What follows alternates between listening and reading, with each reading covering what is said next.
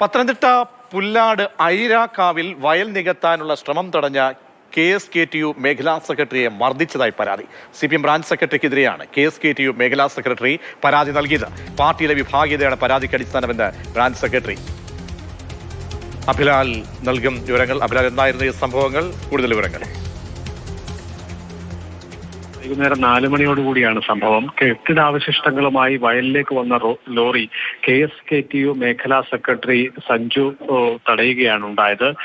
വയൽ നികത്തലിനെതിരെ പൊതുവെ നിലപാട് സ്വീകരിക്കുന്ന സംഘടനയാണ് എന്നുള്ളതാണ് KSKTUവിന്റെ നേതൃത്വം വിശദീകരിക്കുന്നത്. അങ്ങനെയുള്ള ഒരു ശ്രമമാണ് ഇവിടെയും ഉണ്ടായത്. അതേസമയം തന്നെ വാഹനത്തിന്റെ യാത്ര തടസ്സപ്പെട്ടതോടുകൂടി CPM ബ്രാഞ്ച് സെക്രട്ടറി ജെയ്സണും സുഹൃത്തും കൂടി ചേർന്ന് രഞ്ജുവിനെ കൈയേറ്റം ചെയ്തു എന്നുള്ളതാണ് പരാതിയായി ഉയർന്നു വന്നത്. പോലീസ് സ്റ്റേഷനിൽ വിവരം അറിയിക്കുകയും വിഷയം അറിഞ്ഞ് കോയിപ്പുറം സിയുടെ നേതൃത്വത്തിലുള്ള പോലീസ് സംഘം ഇവിടെ എത്തുകയും ചെയ്തിട്ടുണ്ട്. ബ്രാഞ്ച് സെക്രട്ടറിയുടെ പിതാവിന്റെ ഉടമസ്ഥതയിലുള്ള ടിപ്പർ ലോറി അടക്കം വയൽ നികത്തുന്നതിന് ഉപയോഗിക്കുന്നു എന്നുള്ള ആക്ഷേപം KSKTU നേതൃത്വം മുന്നോട്ട് വെക്കുന്നുണ്ട്. അതേസമയം തന്നെ ഈ വിഷയങ്ങളുടെ അടിസ്ഥാനം എന്നുള്ളത് മേഖലയിലെ പ്രാദേശിക വിഭാഗീയതയാണ് എന്നുള്ളതാണ് ബ്രാഞ്ച് സെക്രട്ടറി വിശദീകരിക്കുന്നത്.